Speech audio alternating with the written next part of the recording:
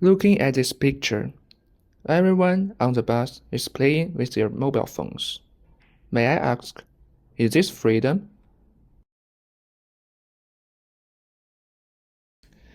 In the digital age, the information comes pouring in like raindrops. Do we only receive? Have you ever asked yourself, are your choices truly your own? When algorithms predict what you will click, and media platforms shape what you should feel, what remains of your autonomy?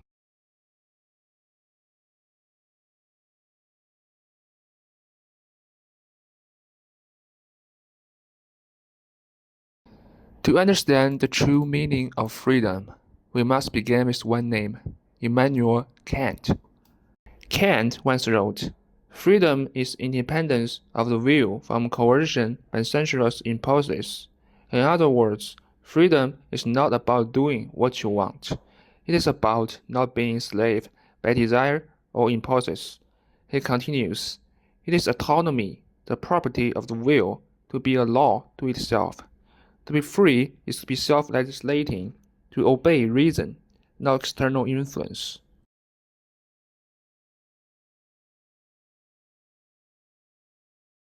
In 1784, Kant defined enlightenment as man's emergence from his self-incurred immaturity, and immaturity he defined. Immaturity is the inability to use one's understanding without guidance from another. We may live in a digital age, but have we truly matured? Or have we simply traded priest for a platform, surrounding our judgment to systems?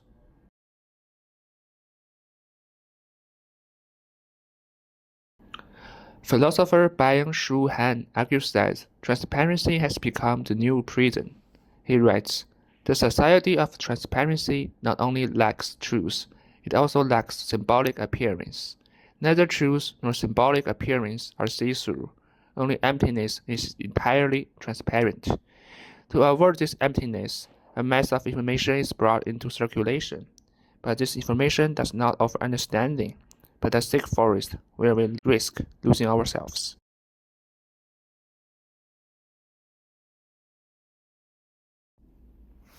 Fake news, to be honest, some of it doesn't pretend to be real.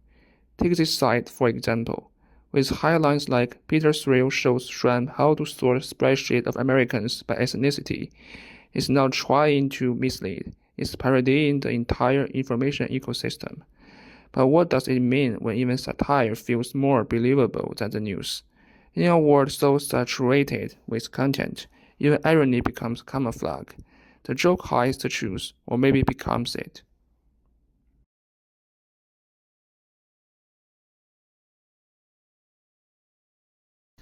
Kant warned us, act in such a way that you treat humanity always at the same time as an end and never merely as a means, which means people must be regarded first as ends in themselves, not as means to an end.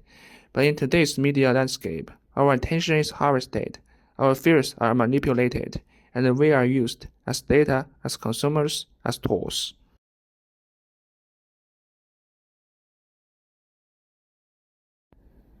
So, at the end of this video, you may want to ask, in this digital age, how can we regain our freedom?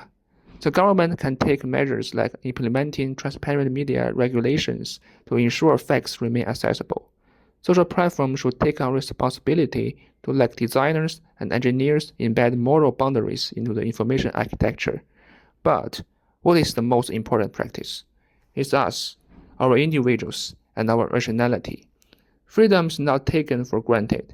It needs to be practiced, protected, and fought for. It is not comfort, but effort. Not blind obedience, but thinking. Autonomy is the attribute of will to be its own law.